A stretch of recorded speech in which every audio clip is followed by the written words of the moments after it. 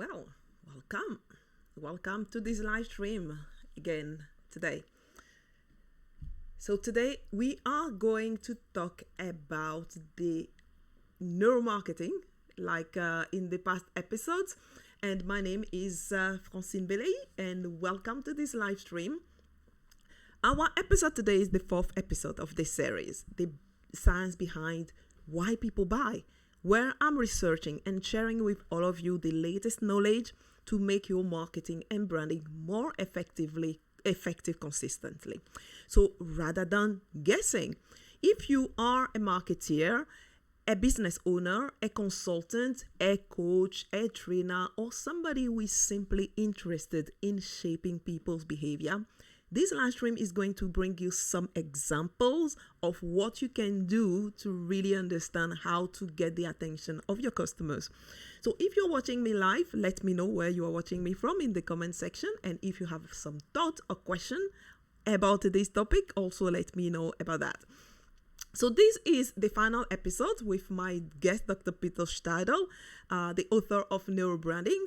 But this is not the last episode of the series, because there are 2 more episodes coming next week and the week after with my next guest, who is a guru in neuromarketing, Patrick Renvoisier, who is the author of the Persuasion Code.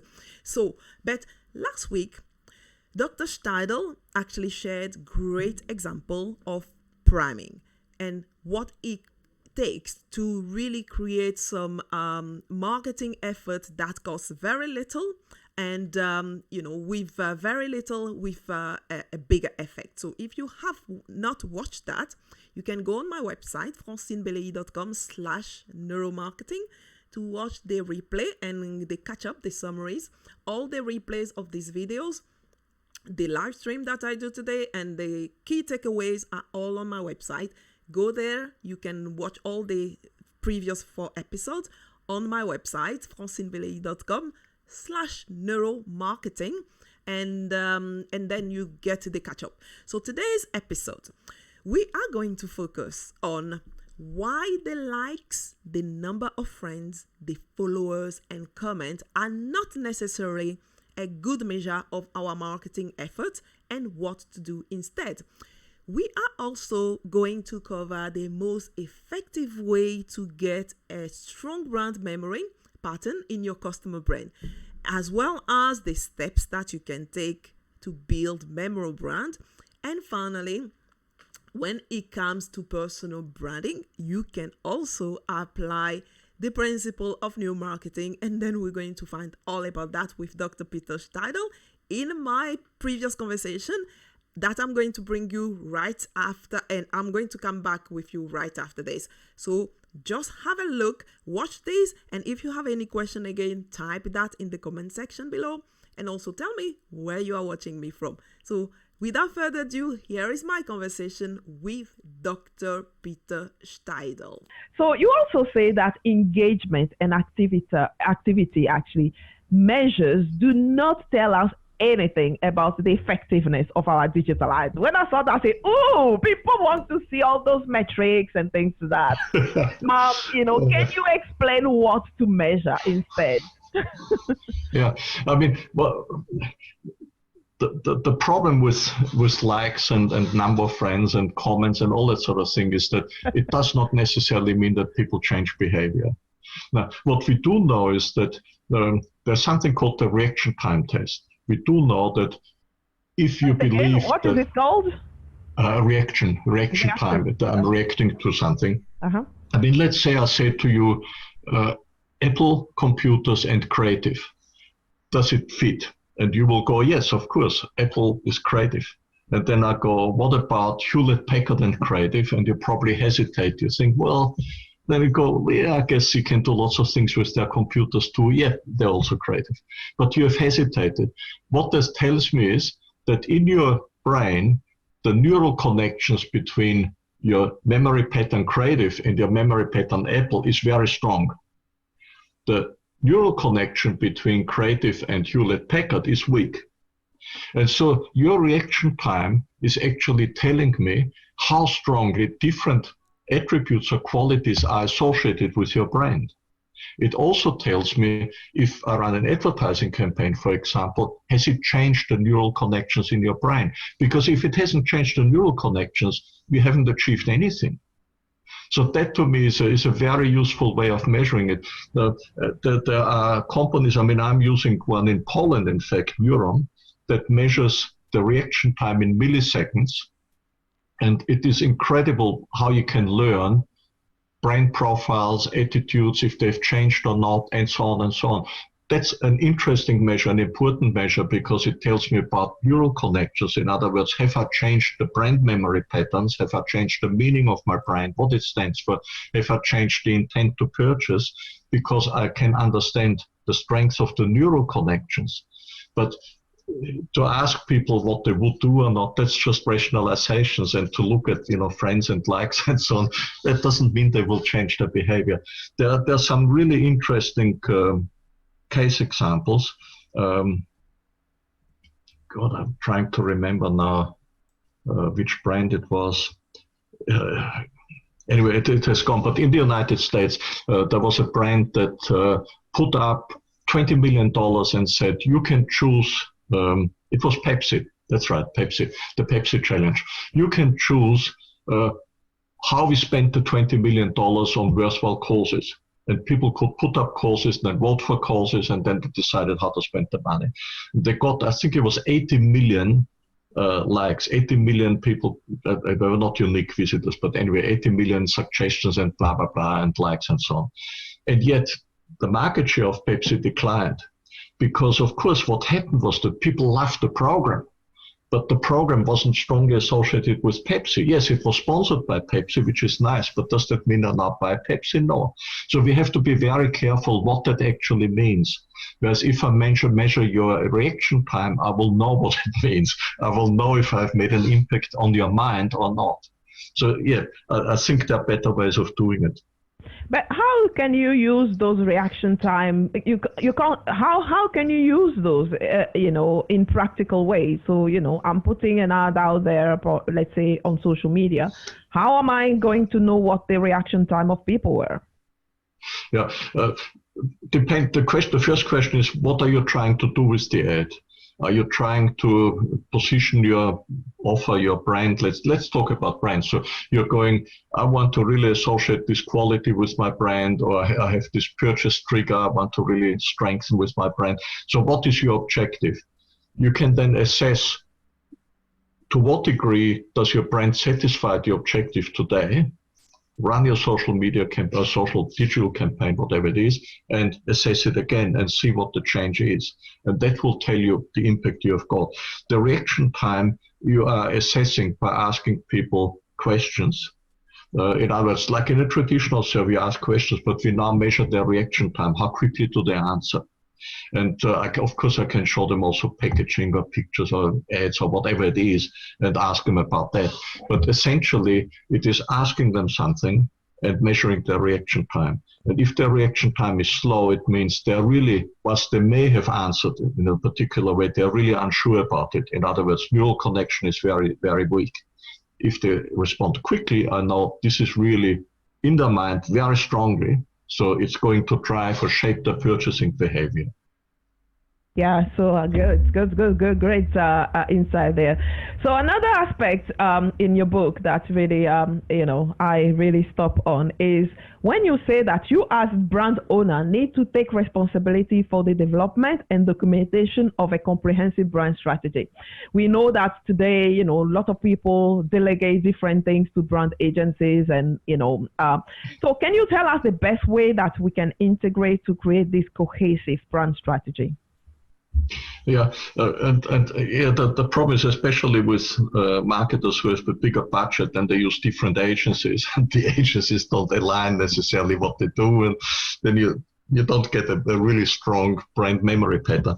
Now, by far the most effective way I found is to visualize it. And I literally, when I have a client going through this process, we use a room with a huge wall, and we actually take pictures of everything. We go with brand assets first. What are your brand assets? So what's unique about your brand? What's your positioning? What are you trying to differentiate your brand on? And we go, okay, this is the brand asset. Now let's look at all the different touch points across. When I use social media, when I use shopper marketing, when I use packaging, when I blah, blah, blah, blah, blah. Where does this brand asset actually gets exposed to my audience? But then I also go, of course, so what do I do in social media? Let's have pictures, not just words, but pictures wherever possible. What do I do in social? What do I do here, there, and there? And once you have actually visualized it and you spend time to look across it, you can immediately see if you have a fragmented strategy or if it's a fully integrated strategy. You can immediately see if your brand assets, your main message, what you're really trying to achieve, do you use every touch point in a systematic way, but fully aligned to achieve this or not? It all becomes obvious. You know, we're actually quite good at looking at patterns, and once that's up on the wall, and you might spend an hour just wandering around, looking. Then you sit down and think, well, what does it actually mean? Hey, I can see this is a problem. There's a problem here. This is really good. Now I have to change this in that way, and so on. It's not rocket science. And, you know, you can do it. Anyone can. It doesn't matter. You don't need a big budget to do this. You can do it yourself. Yeah, you just need a big wall, right? And some You need a big wall, that's right. Yes. Make sure that you put and visualize. And then everybody obviously is involved, right? So not just you, but, you know, everybody that actually touch any part of your brand also is involved. That's right. Mm. Yeah, and that's great. So then actually,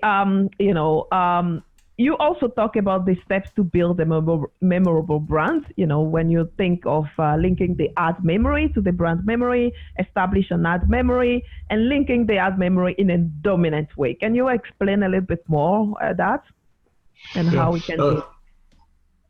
I mean, one of the, and again, look, it always comes back to the same basic aspect of the brand memory. I mean, firstly, what I want to do with an ad, I want to probably trigger the brand memory, and I probably want to expand it. So I might reinforce certain attributes that are already in people's minds. Like if I'm Nike, I want more versions of just do it and what it means. And so, but I might also occasionally want to expand it by associating new elements with my brand. And so it's very important that your ad memory and your brand memory is strongly linked. Now, to give you a practical example, I worked for a department store, which was it wasn't quite cheap, but I mean, certainly lower price level. And they felt they really wanted to become more fashion oriented and therefore maybe can lift their prices. So they created an ad that had all the elements you see in fashion ads. And they put it on air and it had absolutely no impact. Then we assessed the ad, we found that when people were exposed to the ad, they immediately assumed it was one of the fashion brands. And at the end, when the retailer's name came up and logo, it was too late. Already in their mind, it was associated with other brands. And that's the sort of thing we are talking about, that you have to be really sure that your ad and your brand are linked to each other. So when the ad is when you're exposed to the ad, it triggers the brand memory. When I trigger the brand memory, it triggers the ad memory. So when I think Coke, I immediately think about people having fun and blah, blah, blah on the beach or whatever ads I've seen. When I see people on the beach, I think of Coke because that's the ad shot, but it's linked to the brand. So it's common sense really, but it's amazing how many marketers put up expensive ads, spend lots of money, and it has no impact because it does not align with the brand memory. Yeah, I see some of those ads sometimes where at the end I say, what's the point again? What is it? Why did you choose this? Oh. I can't see any link whatsoever, actually. Yeah. Tell me, actually, I do work with personal branding. And I would like also for you to give us a bit of principle, the kind of principle, that you talk about your neurobranding, and how we can also apply that as an individual if we are the product actually that we are selling as a trainer, consultant, or something like that. How can we make sure that we also understand neurobranding and to apply that? Right. Well, I think it always comes back to number one, differentiation and what's your unique ability, quality. I mean, it can be an ability, it can be a quality, like you're better at relating to people, or you're a person who immediately gets somebody's trust, and so on and so on. So working out what it is that gives you strength and makes you meaningful in the role you want to play is the core of your brand memory, and you need to create this. So every touch point, again, like in commercial marketing of products, every touch point, doesn't matter if it's a brochure, it's your website, it's the way you dress, it's the way you speak, it's, are you listening or talking more? All these sorts of things you have to align with. I want to make sure it's totally aligned with the brand memory I want to create. And if you do this consistently, and it has to be authentic, I believe, with people, because you can't live like a person you're not. You can do it for a while and trick people, but eventually it will catch up with you. So I think it comes back to saying, what is it really that's me, and that I feel confident and comfortable with, because it is me. And then make sure the brand memory you create is based on those attributes, and everything you do is aligned with those attributes. Wonderful. So is there anything else that perhaps I didn't ask you that you might want to, that is very important to understand neurobranding and neuromarketing that, people should be thinking about to use this effectively? Look, all I would say is that there's obviously a huge difference between a marketer with a big budget and a marketer with a small budget, or if you want an entrepreneur who may not even be a marketer but still needs to market. And in my view, the most important area for anyone with a small budget or an entrepreneur is to look at priming, because priming is something where you don't need to spend big bucks. Sometimes you don't need to spend any more money than you would spend anyway, and yet you can improve effectiveness. Once we go into like using the response time test and so on, yes, that's research to spend without spending money to get to the next level in your enterprise, where neuromarketing, I believe, can really help, and particularly with priming, that's often the case. That's fantastic. So how can people learn more about, you and your work, actually? Well, you can link with me on LinkedIn. Mm-hmm. That's probably the easiest, because I occasionally post something when I'm just working on a couple of new projects now, which I will eventually post. That's probably the easiest way, really. And if any of your audience has any specific questions, I'm always happy to respond or point you to a particular publication or case example or whatever that might help. Yeah, that is fantastic, Dr. Peter. Still, how do you pronounce the word? I can't even pronounce it. Well, it's actually Austrian, it's Steidl. But Steidl, I mean, look, exactly. It doesn't really matter. Steidl, whatever. I mean, Peter is the easiest to remember. Yes, it was a great pleasure to have you, and very generous sharing your knowledge. I really enjoyed this conversation, actually. And thank you very much for, bringing all this light onto neuromarketing and neurobranding, and how, we can all, better, serve actually our audience. I think that's the point, right? So thank you very much. Well, thank you. Thank you for. Well. So, what is your key takeaway from today's episode? So, Peter and I would love to hear from you. And let us know if you have any thoughts, any questions about what we've discussed in those 4 series that you've seen in the previous weeks and today. Again, the replay of those sections of those episodes are available on my webpage, francinebeleyi.com/neuromarketing, where you can find all 4 replays and all the key takeaways from those episodes as well. So if you have some thoughts, some questions, have you seen? Peter is available to contact also on LinkedIn. If you have any further question for him, he'll be happy to answer those. And next week, I have actually the author of this book called The Persuasion Code. with Patrick Renvoisier and Christophe Morin. And Patrick Renvoisier is going to tell us about how neuromarketing can help you persuade anyone, anywhere, anytime. So you don't want to miss that. Actually, it's 2 episodes with him, and he is brilliant. So if you have any thought, any question, again, leave them in the comment section and let me know. So where you're watching me from. I'd love to know again when people are watching me from. And again, any thoughts, any comments, put in the question below, DM me, or contact Dr. Steidl directly to let us know if you have any further question about this. So thank you again for watching this live stream. So I will see you next week at the same time on Thursday at 1 p.m. UTC UK time, which is 2 p.m. Paris time. And then until then, dream, act, and make an impact. Lots of love.